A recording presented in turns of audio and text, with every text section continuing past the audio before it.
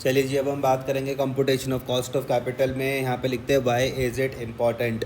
तो लिखते हैं because financial decision like selecting projects depend heavily on whether the returns exceed the cost of capital. ठीक है, if the estimated cost is too low we might accept a bad project. ठीक है, if the estimated cost is too high we might reject a good project. ठीक है, तो two main parts of computation के हैं। तो पहला है computation of specific source of finance.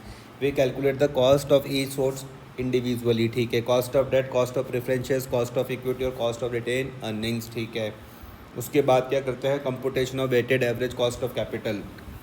We combine all the cost as per their weight in capital structure. ठीक है, सबसे पहले हम बात करते हैं कॉस्ट ऑफ डेट की। When a company raises money debenture से, लोन से या बॉन्ड से। ठीक है, it pay fixed interest to the lender. ठीक है, तो इस केस में क्या हो जाएगा, इंटरेस्ट बन जाएगी कॉस्ट ऑफ डेट। ठीक है, तो टू टाइप ऑफ डेट है, एक है परपेचुअल डेट जिसको हम इरिडेमेबल डेट बोलते हैं। ठीक है, तो company page interest for ever. ठीक है, नो रीपेमेंट ऑफ प्रिंसिपल। ठीक है, कॉमन फॉर सम बॉन्ड्स। ठीक है, तो उसका फॉर्मूला देख लेते हैं। फॉर्मूला बिफोर टैक्स में क्या हो जाएगा, K D B is equal to I upon N P in 200। ठीक है, वियर के डी बी का मतलब होता है cost of debt before tax. अच्छा, ठीक है, आई क्या है, एनुअल इंटरेस्ट पेमेंट। ठीक है, एन पी क्या है, net proceeds equal to amount company actual receives. अच्छा, इसको एन पी बोलते हैं, net proceeds amount company actual receives. ठीक है, that is face value plus minus premium discount. ठीक है, माइनस इशू एक्सपेंसेस। ठीक है, फॉर्मूला आफ्टर टैक्स, ये क्या था इससे पहले, तो बिफोर टैक्स था, अब आफ्टर टैक्स है। आफ्टर टैक्स वाला फॉर्मूला क्या है, के डी ए, और बिफोर वाला क्या था, के डी बी। अच्छा, बिफोर में बी था और इसमें के डी ए है। ठीक है, I upon N P multiply by 1 minus tax into 100। ठीक है, वियर के डी ए क्या है, cost of debt after tax हो गया। टी का मतलब हो गया टैक्स रेट हो गया। ठीक है, वाई टैक्स इज डिडक्टेड, इसमें लिखते हैं बिकॉज इंटरेस्ट और डेट इज टैक्स डिडक्टेबल। ठीक है, making actual cost lower.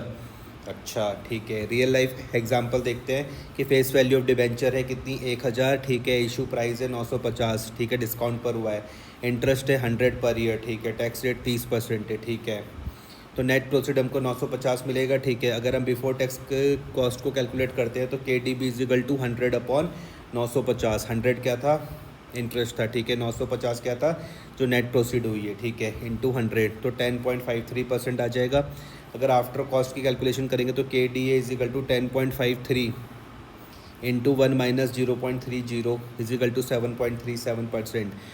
So actual cost to the company कितनी आ रही, 7.37% आ रही है। ठीक है, एमसीक्यू देखते हैं भैया। अब इसमें एमसीक्यू देखते तो what is the formula for the cost of perpetual debt before tax. Before वाले में आ जाएगा I upon N P into 100, I upon F into T, N P upon I upon 100, I upon N P into 1 minus T into 100। तो A हो जाएगा I upon N P into 100 हो जाएगा। तो भैया इसको अगर मैं पढ़ के देखता हूँ तो this is the standard formula for before tax cost of irredeemable debt. ठीक है जी, दूसरा क्वेश्चन नंबर सेकंड हम देखते हैं। तो क्वेश्चन नंबर सेकंड में क्या है कि why is the cost of a debt calculated after tax, because interest is a capital gain, because interest is tax deductible, because companies prefer dividends, या फिर because it is a sunk cost. तो answer हो जाएगा B, because interest is a tax deductible. B सही है answer.